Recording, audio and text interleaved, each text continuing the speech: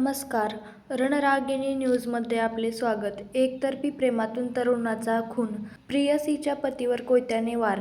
स्थानिक गुन्हे शाखा व जेजुरी पोलिसांची संयुक्त कामगिरी, दोघांना घेतले ताब्यात. एकतर्फी प्रेमातून पुणे ग्रामीणमध्ये तरुणाचा निर्घृण खून झाल्याची धक्कादायक घटना समोर आली आहे.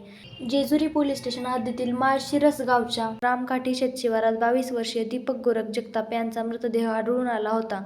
धारदार शस्त्राने वार केल्याने त्यांचा खून झाल्याचे निष्पन्न झाले. या प्रकरणी मयताच्या पत्नीवर एकतर्फी प्रेम करणाऱ्या सुशांत संदीप मापारे यांच्यावर खुनाचा गुन्हा दाखल करण्यात आला आहे. दारू पिण्याच्या निमित्ताने दीपकला शेतात बोलावून विधिसंघर्षित बालकाच्या मदतीने कोयत्याने वार करून खून केल्याची माहिती तपासात समोर आली आहे. सदर गुन्हा गंभीर स्वरूपाचा असल्याने पुणे ग्रामीण पोलीस अधीक्षकांच्या मार्गदर्शनाखाली स्थानिक गुन्हे शाखा व जेजुरी पोलिसांची संयुक्त कारवाई करत आरोपीला यवत परिसरातून ताब्यात घेतले. गुन्ह्यात वापरलेला कोयताही जप्त करण्यात आला.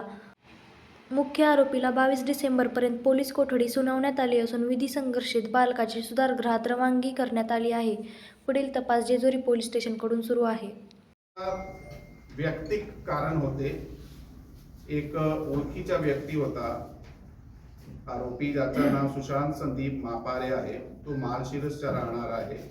त्यांनी त्याचेही एक ओळखीचे इसम मयत नामे दीपक गोरख जगताप, वय वर्ष 22, माळशिरसचा राहणार आहे.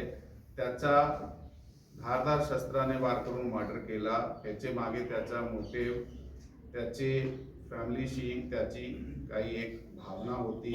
तो वैयक्तिक संबंधातून जे वादवाद निर्माण झाला होता तणावाचा, त्यातून हे गुन्हा घडलेला आहे. त्याला अटक करण्यात आलेला व त्याच्याबरोबर एक विधिसंघर्ष बालक होता. त्याच्यावर सुद्धा कायदेशीर जे प्रमाणे कारवाई करण्यात आली. अशाच ताज्या बातम्या पाहण्यासाठी आमचे YouTube channel Ranragini news like, share, subscribe करा. धन्यवाद.